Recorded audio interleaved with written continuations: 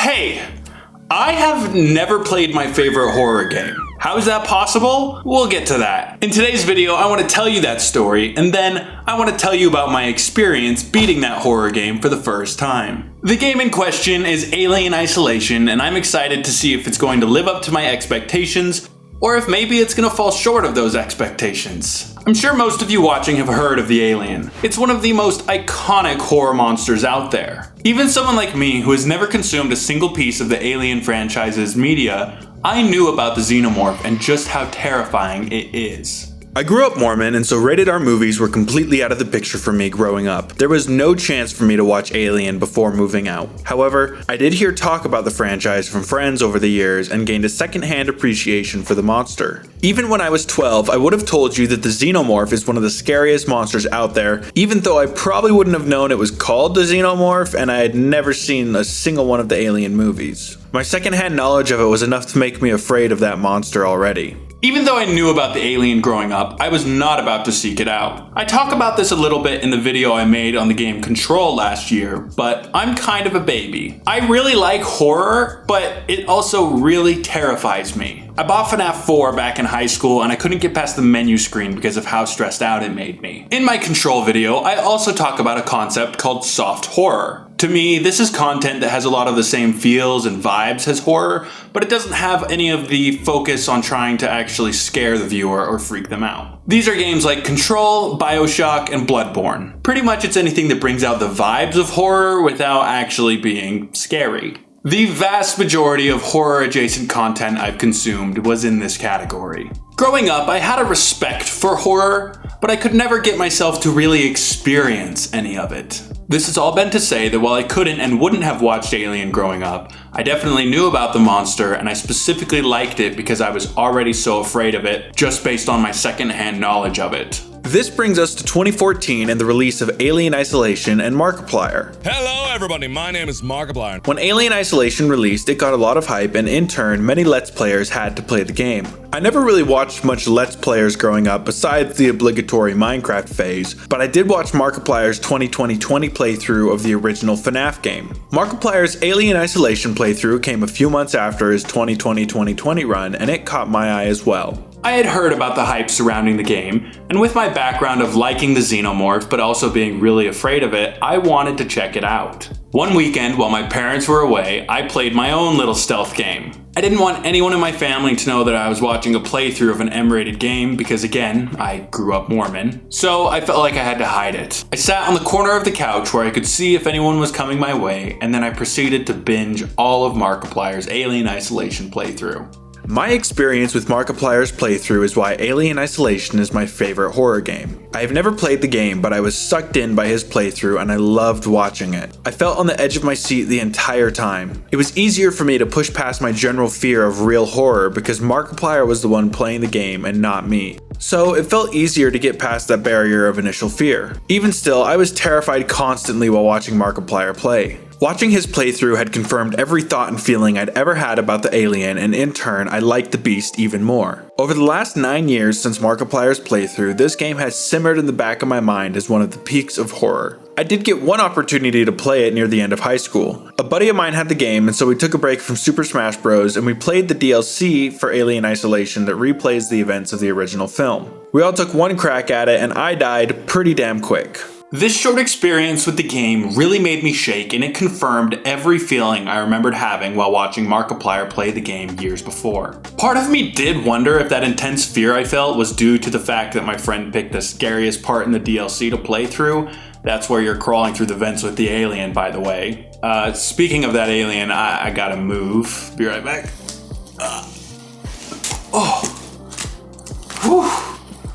Anyway, I wasn't sure if my brief 10-minute experience with the game's DLC was indicative of the game's quality as a whole. It matched up to my memories of watching Markiplier play it, but I still really haven't played my favorite horror game. While my current impression of the game is overall positive, there are some people out there who dislike the game. IGN's review in particular is pretty infamous because they gave the game a 5.9 out of 10. The vast majority of comments seem to disagree with the review, but my point is that there are people out there who dislike Alien Isolation. This did make me a little worried. If you had asked me at any point in the last 9 years what my favorite horror game was, I would have said Alien Isolation. It's time for me to finally push past my fears and play through my favorite horror game. Spoilers, by the way. The story definitely isn't the game's main draw, but in case you wanted to avoid having some surprises or plot points spoiled, you've been warned. Will Alien Isolation live up to my expectations, or will I end up agreeing with that infamous IGN review? Let's find out. In this video, I will only be going over the main game. The DLC is really cool and I'm going to play through it entirely on my personal time, but it's not really a part of the video's story. The main game opens aboard the Torrens and we learn some basic information. We're playing as Amanda Ripley. She's the daughter of the main character from the original Alien movie. There are a number of connections and references to that first film throughout the game. Amanda Ripley is heading to the Sevastopol station in order to help recover a flight recorder from her mother's ship. Things don't go super smoothly trying to get onto the Sevastopol for Ripley and her crewmates, but in the end, Ripley is able to make it inside. This is where the horror begins. My very first attempt to play through Alien Isolation ended in failure. I intended to stream the game for 2 hours, and an hour into the game's intro, the game won. Thanks to my memory of Markiplier's playthrough from years before, I was pretty certain I was safe and the alien hadn't shown up yet. The thing is, the game does such a good job at building up an unsettling tone that I couldn't take it, and so I switched to Fortnite for the rest of stream. My goal was to face the alien that stream, and I stopped a good chunk before it showed up because it terrified me. The mere idea that the alien could be nearby made me swap games. It took me a couple of days to push past the fear of actually facing off with the alien before I streamed again. This time around, I was able to push through that barrier and reach my first alien encounters. The first time you see the alien, it kills off a guy who's been helping you, and it was quite the introduction. It's not very scary during the cutscene itself. I didn't remember this moment specifically, but when you see the spit on your friend's shoulder, it's pretty clear what's about to come. Where this introduction is terrifyingly fantastic is in the moments after. You have to call a transit car to move on to the next area, and the game makes sure to freak you out while you do this. I had seen Markiplier play the game almost a whole decade ago, and so I was almost certain you were 100% safe here from the xenomorph, but even still I was filled with fear due to the music, the environment as a whole, and the alien screeches. Where the fuck is the transit? Get me out of here. When you call down the transit car, that shit starts to beep too, and I was super worried that the beeping would draw the monster out. The game continues forward from here with slow and progressively closer encounters with the alien. Again, I was pretty certain that I was safe after the alien runs off screen in a lot of these first encounters, yet just like before, I was very terrified of the alien. I would avoid vents, permanently crouch, and check around every corner I could. The alien doesn't really hunt you for a good while though. For now, it's just setting traps in the vents. I never got caught by one of these traps thanks to my memory of Markiplier's playthrough. Most of my memories of the playthrough are vague, but I did specifically remember to watch for spit from the vents. Thank you, Markiplier. That being said, those vents freaked me out in their own way frequently. Sometimes I would realize the alien was in the vents and I would tunnel focus on the objective at hand. Then on my way over, I would freak out because I wasn't checking the vents on my way over, and I'd get scared that I was just about to walk under a trapped vent. I even was actually pretty close to walking under a trap a couple of times. The traps still got in my head and helped enhance the fear and the stress of the game, even when they missed out on that initial surprise. Another thing I should mention is not only have I played very few horror games, I've also played very few stealth games as well. Stealth isn't really my favorite mechanic in games. Most recently I played through Deathloop, and stealth is a decently important mechanic in the game. I opted to typically go for run and gun builds until I was able to really get OP stealth tools that made stealth super easy. For example, my final build in the game involved an upgraded Aether Slab that let me go invisible for an indefinite amount of time as long as I held still. I also was able to attack without the invisibility going away. Then I would use a silenced purple pistol to take out all enemies within my line of sight while being completely safe.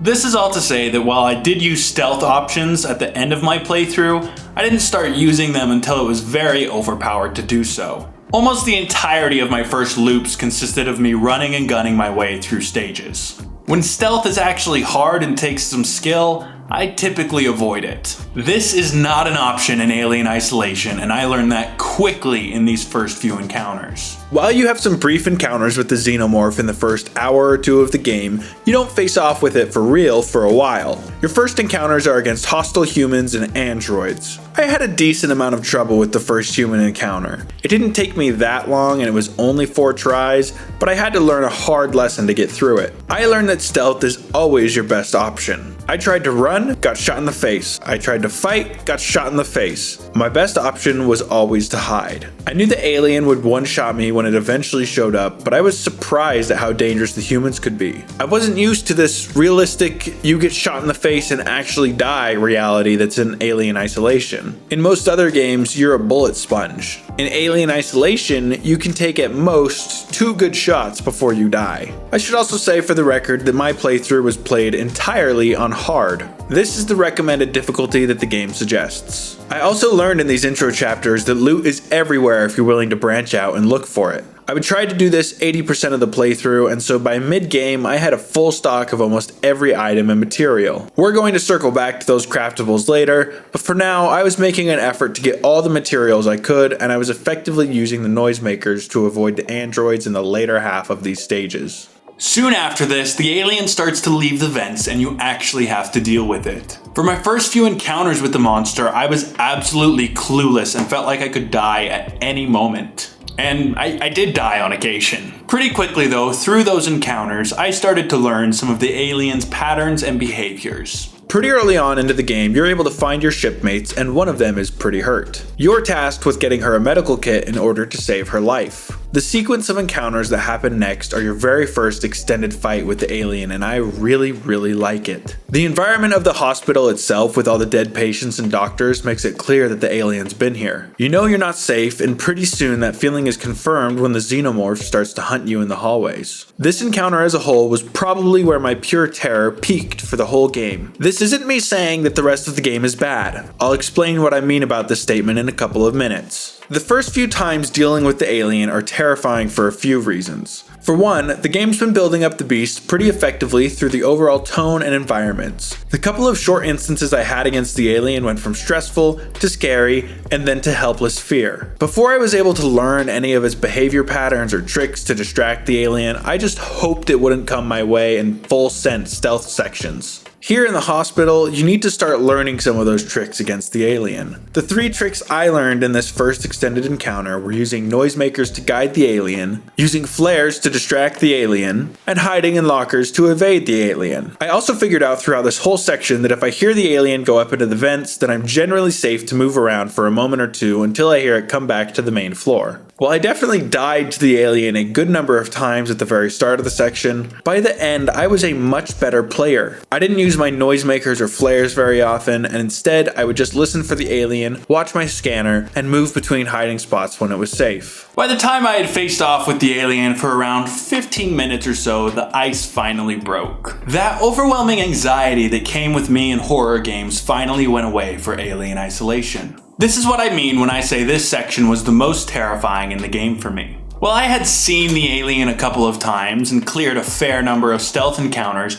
I hadn't actually faced the alien yet. It was always burning in the back of my mind that there would come a time where I would be dealing with the alien constantly. When that moment finally came, my fears and stresses peaked. However, as I dealt with that monster for longer and longer, those stresses went away. The alien was of course still a massive threat to my character, but now I had seen it, faced off against it a few times, and my confidence was growing rapidly. I still had to be very careful around it, and I still got killed on occasion, but by the very end of this section, I thought I had figured the alien out. I still got jump scared on occasion when the alien caught me when I wasn't expecting it to, but the terror was gone. I still felt stress about the alien catching my character whenever I made a risky move, but it was a good stress. A fun stress. Now that I had really broken the ice with the game, I was starting to enjoy it and the stress that comes with playing a horror game. One aspect that always made me panic in the beginning was trying to save around the alien. The idea is that if you save with the alien nearby, you might save yourself into a corner and you'll have to reset to a previous save. I liked the panic I felt trying to save or when I decided not to save and risked losing progress by dying. However, I will say by the end of the game, there were a number of times where I saved and got killed while saving, but the save stuck, and instead of the alien killing me quickly after I reloaded the save, it instead would start a preset AI pattern nearby that I would learn super quickly. This isn't a big deal honestly, but it did take away some of the stress of saving near hostile enemies for me the longer the game went on. In this hospital section though, I hadn't figured out that quirk yet, and so saving made me very stressed. The game goes on from here with some less exciting encounters, and you're able to get your friend a med kit.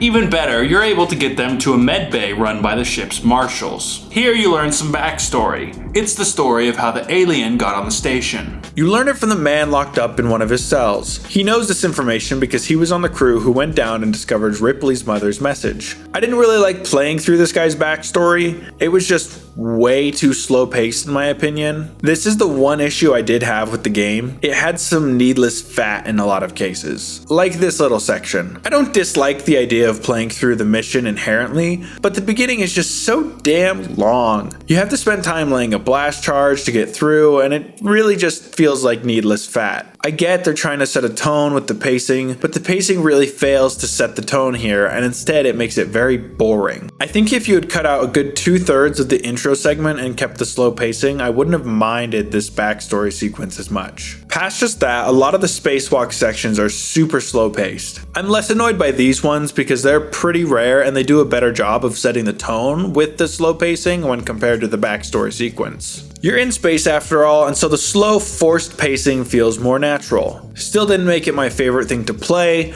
but I didn't mind it as much due to the better tone set. The piece of gameplay padding I didn't like was the poor indication of points of interest. Now there's actually a lot to discuss on both sides of this point. What I'm talking about is that in a lot of scenarios, you need to find a button, a switch, or a computer of some sort in order to fix power, unlock doors, or to get a key code. On a few occasions, I found finding these points of interest ridiculously hard. Maybe it's because you have to interact with a new type of PC interface display that you've never seen before, or maybe the switch is just needlessly hidden. Now one argument is that your character has never been on the space station before, and so she wouldn't know what to interact with, and so neither should you. I agree with that in most scenarios, like 85%. The moments when you have to figure this kind of stuff out while hiding from the alien are some of my favorites in the game, and it definitely enhances the horror. One moment in particular near the end of the game has you figuring out a complex pattern of switches, levers, and buttons and computers to interface with,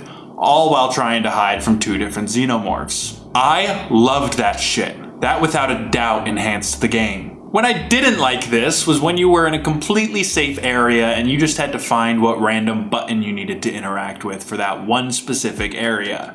Again, I get that your character would be dealing with this, but in some scenarios it just felt unnecessary. The second argument is that it's a survival horror game, so finding things shouldn't be easy. I mostly agree with this argument as well. In around 85% of scenarios, the game pitting you against a random interactable or a hidden interactable does work to enhance the tone. For example, at one point in the game you get locked in a room with a bunch of synthetics that seem to be statues. You then have to search out and find the button that unlocks the doors. You're pretty safe here within reason, but the room has enough bad vibes to make that search for the button a little more anxiety inducing. That anxiety is of course later confirmed, but that doesn't matter. This is a good use of searching for interactables to add to the tone. While many instances in the game are like this, sometimes the game does make finding interactables in safe areas ridiculously hard. There were a few times where I felt more frustrated finding an interactable rather than feeling like it enhanced the tone.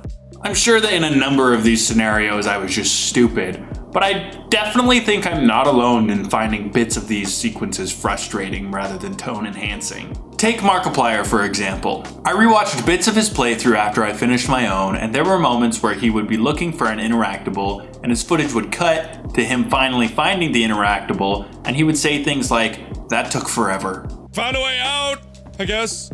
Oh, here we go, lift lockdown, okay. I did not see this button before, so that would save a lot of time from me wandering around like an idiot. What am I doing? What am I doing? What am I doing? What am I doing? Why am I doing this? Why am I doing this? Oh, what was the point of that? Wait a minute, wasn't I here? Wait a minute, wasn't I just here? God dang it. Damn it, I was just here. So while I definitely agree that searching out these interactables can enhance scenarios and enhance the tone, it's not perfect all the time in Alien Isolation. There are times where you'll get stuck searching for a switch or a button for a few minutes, and it's just kind of frustrating. I'm not saying I wanted all interactables highlighted in green or anything of the sort. I just wish that less of my overall gameplay was spent playing these find the button puzzles. Less buttons and more alien encounters, please.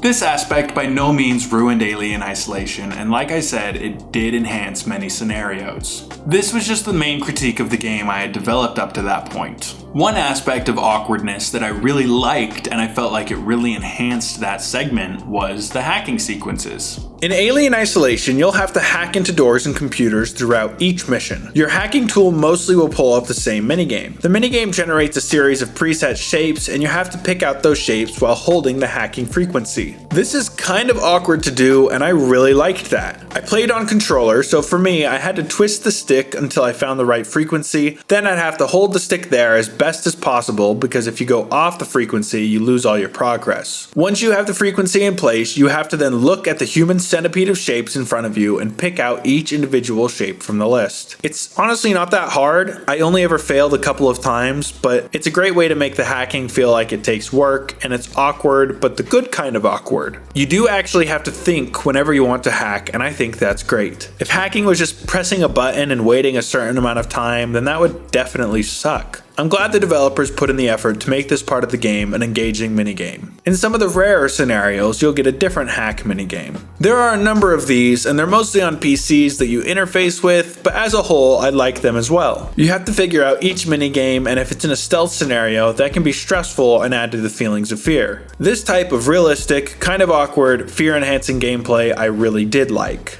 Soon after we play through that backstory dump section, we get an item that I initially thought ruined the game. The flamethrower. I remembered this bad boy from Markiplier's playthrough, and I knew it would be a powerful defense against the alien.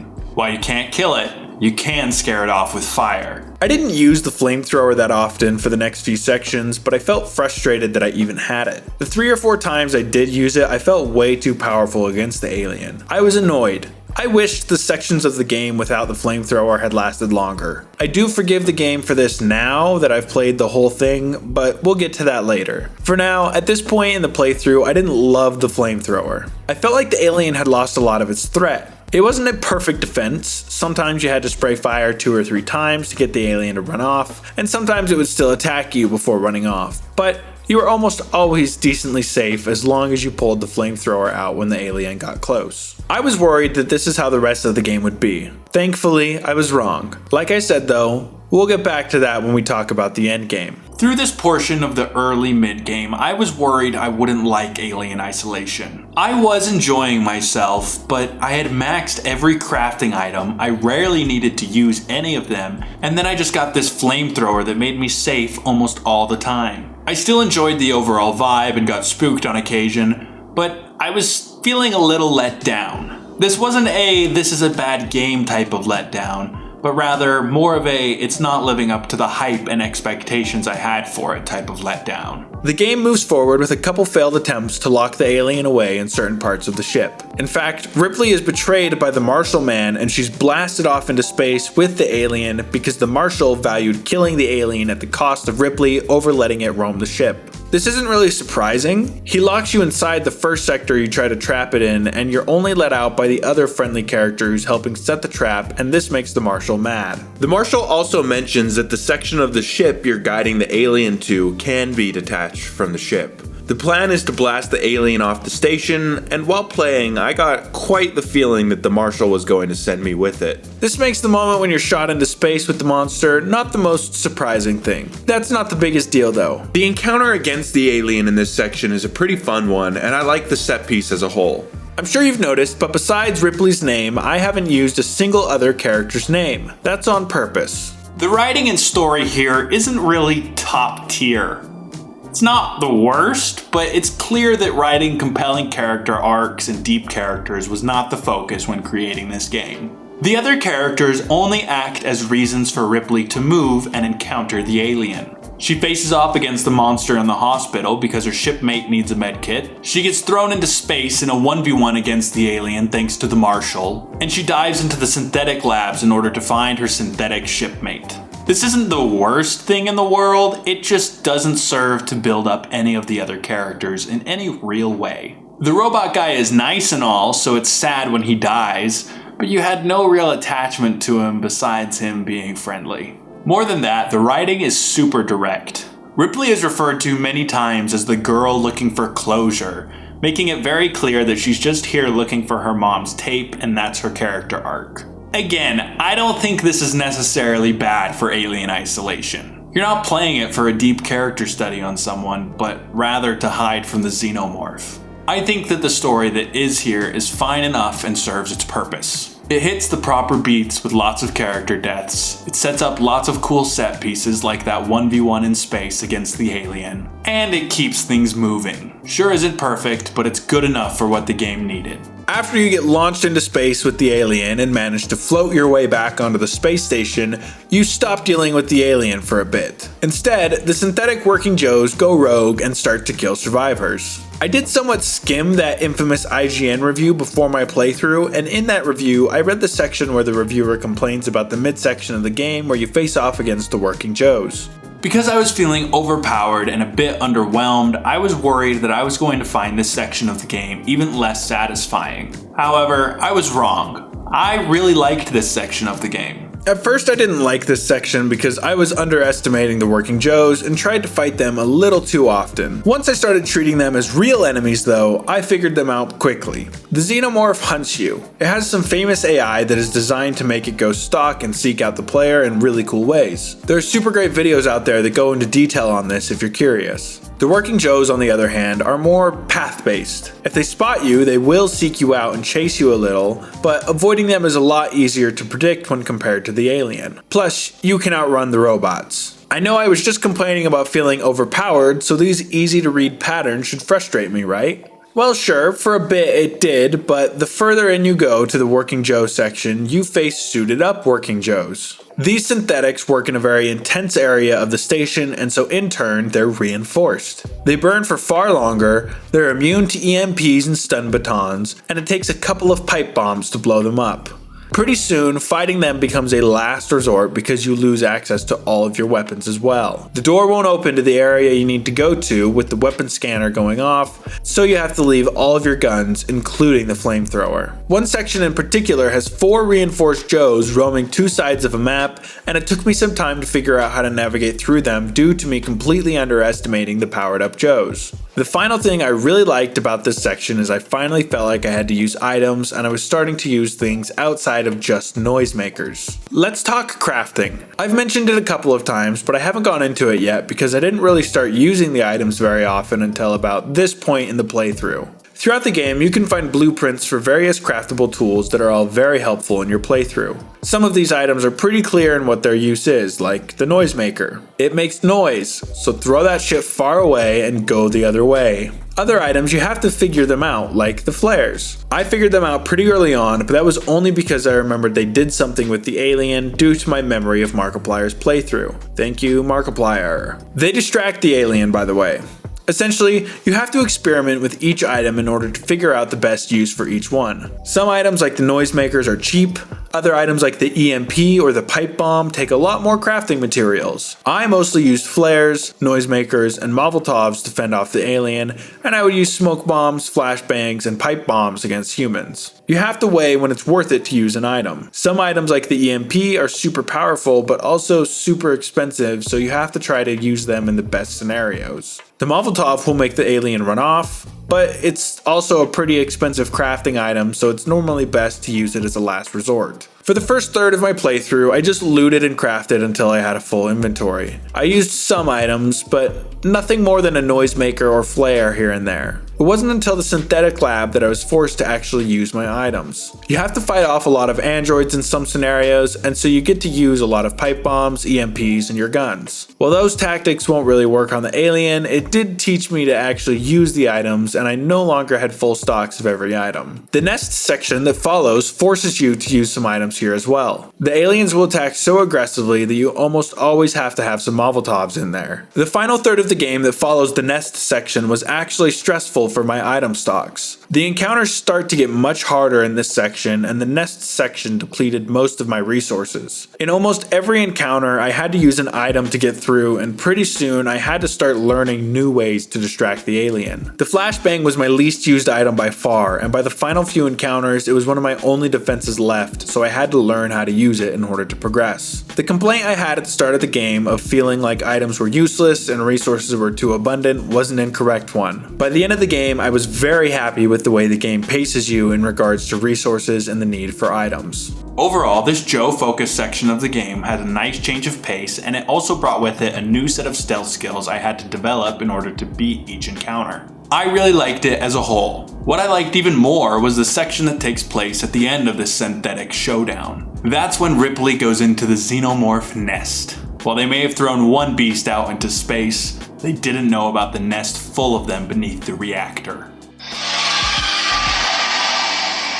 This nest section got rid of every last little remaining complaint I had with the game. You get your guns back at this point, by the way. I was annoyed that the flamethrower made me too powerful, but now, in the nest, it felt like a very needed resource that I had to save at all costs. I used to not worry about triggering the xenomorph and could rely on moving through each area with little confrontation. In the nest, this luxury doesn't exist. Face huggers start to assault you at certain points, and no matter what way you choose to kill them, their screams will trigger a xenomorph to come check out the area, and you have to figure out how to deal with that. A lot of these short sequences took me a good while to figure out. I was feeling afraid of the xenomorph again because I couldn't solve every situation with the flamethrower. And the flamethrower's fuel was starting to run low as well. I felt much more like a piece of prey again, like I did at the very start of the game during the hospital encounters. I couldn't play carelessly for a second because if I did, I would die. I think this feeling is amplified partially by the fact that you've only been dealing with androids for the past little bit. The androids, while still a threat, are far easier to outrun, far easier to outmaneuver, and they're much easier to kill than the xenomorph. That alien is a completely different beast. It's far faster, much more aggressive, and much harder to predict when compared to the working Joes. I think that contrast between these two enemy types made this section of the game just that much more stressful. On top of the energy and fear being back, the environment around me generally freaked me out a good bit. I felt sick seeing the people plastered into the walls. The constant screams around you keep you on a constant edge, and your motion tracker is pretty much useless due to how many xenomorphs are around you. It was so good. I absolutely loved this entire section. By the end of it, I almost had no flamethrower fuel left. I had used a couple Molotovs, and my noisemakers and flares were running low. I had felt like resources were too abundant during the early mid-game section, but now I no longer had that critique with the game. I was starting to sweat over my supplies and ammo, and this feeling would persist for the rest of the playthrough as things got harder and harder. In the story, Ripley overloads the reactor in order to destroy the nest, and while she kills a lot of eggs and face huggers, a large amount of xenomorphs move on to different parts of the station. From here on out, you almost always have an alien walking through the area you're in, and in some cases, even two aliens at once. However, in the story, Ripley makes it off the space station. She takes an escape pod thing to the ship named the Anesidora. This ship is the ship of the crew that brought the original alien onto the Sevastopol space station. Ripley is making her way there in hopes of finding a way out, but the remaining crewman from the Anesidora is rigging the ship as a bomb to take out the station and the aliens inside. He's the guy whose backstory we played through a couple chapters before. This character always has a weird energy about him throughout the game. I feel like this is because the game devs wanted us to see him as bad. After all, he brought the alien on board, and now he's trying to blow up the entire space station, so he must be bad. He's a dumbass for bringing the alien aboard the station, but in regards to blowing that station up in order to kill all the aliens aboard it to save everyone else in the universe, I agree. The final mission in the game has you trying to get aboard the Taurans, which brought you here to the Sevastopol space station. The issue is that once the Taurans docks to the station, xenomorphs of course get inside. Once you make it inside the ship yourself, you now have to deal with more xenomorphs. There is no safe way to get people off the space station. All it takes is one alien or one face hugger to get aboard another ship, and this process starts all over again. The game definitely doesn't do a great job of exploring the ethics involving risking getting an alien aboard another ship by escaping, but again, that's really not the point of the game. The story just hits some general beats and calls it a day. The story's main objective is to put you in situations that make you sweat. After this whole Anesidora stuff, you're back to facing off against the alien. In order to escape the exploding Anesidora, you have to take the escape pod back to the space station. This is the final chunk of the game. While the environment around you isn't as stress-inducing as the nest sequence, the difficulty stays consistent. I really loved the end game of Alien Isolation. Like I've mentioned a few times, I had some critiques of the game in the early mid-game, but as the game moved on, all of those complaints melted away. Starting at the nest portion specifically, the game gets a lot harder and it matches the difficulty I was expecting from the game. The early on encounters with the flamethrower no longer felt like a disappointment, but rather they felt like an important training ground to get me prepared for this harder section of the game. The flamethrower stopped feeling like an OP weapon and started to feel much more like a lifeline that I only used at the most dire moments. I may have had full inventories at the beginning, but by these final few encounters, my items were almost all gone. In all, I was not disappointed by Alien Isolation like I worried I would be. Seriously, the final encounters were everything I was wanting from the game, and I'm glad the game starts off a bit easier as well now. These final encounters are heart-pounding, and the limited items start to cause a lot of stress. It was also pretty hard. I actually had to reset some encounters in order to play them smarter, so I wasted less resources. I think if the entire game was this hard from the start, it would have frustrated me more than the game actually did. In the end, the pacing and constant rise in the difficulty curve I was really happy with. The one critique I would lay at the game for this is I wish the game was a bit longer. I wish we got one or two more alien encounters pre-flamethrower, and maybe an extra sequence near the end to extend the difficult section of the game a bit more. Oh. What a day. Besides small sections of the game, I frequently felt underpowered and disadvantaged.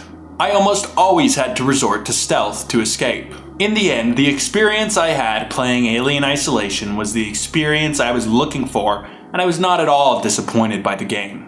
It was stress-inducing in all of the best ways possible. It had a great difficulty pacing that really keeps the game interesting, and I had a lot of fun becoming a better player encounter after encounter. The final moments in the story have you connect the Torrens to the space station so you can get on and escape. I felt like it was super obvious that a xenomorph would get onto the Torrens, and none of the characters bring that up at any point. Again, we don't play this game for the writing. The final set piece in space was cool. I liked getting charged by the xenomorphs right at the end there. You make it onto the Torrens, and surprise surprise, your friend is no longer picking up comms, and suddenly a xenomorph appears. You're still in your space gear, so Ripley hits the switch and gets blasted off into space in order to escape the monster at last. The game ends with Ripley floating through space. Lights shine on her right at the end, implying that she was saved before she ran out of air. I'm very happy that Ripley survived. She went through hell and back a million times, and I would have felt a lot more disappointed if the game had gone for a death-focused ending. Without repeating myself too much more, I was very happy with my overall experience with Alien Isolation.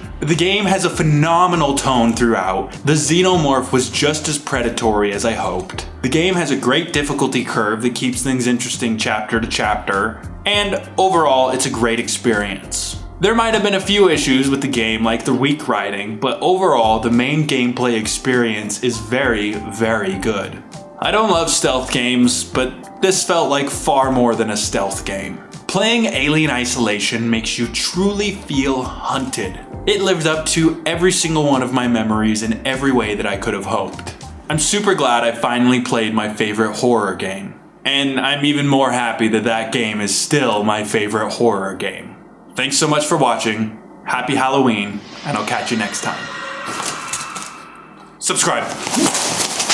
Hey, I hope you enjoyed my Halloween special. If you enjoyed watching it, then why don't you go ahead and take a second to make sure that you're subscribed. And also, why don't you check out my videos on the Last of Us games next? They were my Halloween specials from last year, and if you liked this video, you'll like those videos. Thank you all again. See you later. Don't you worry, it'll be okay. Don't you worry, spit and come, you make my life okay.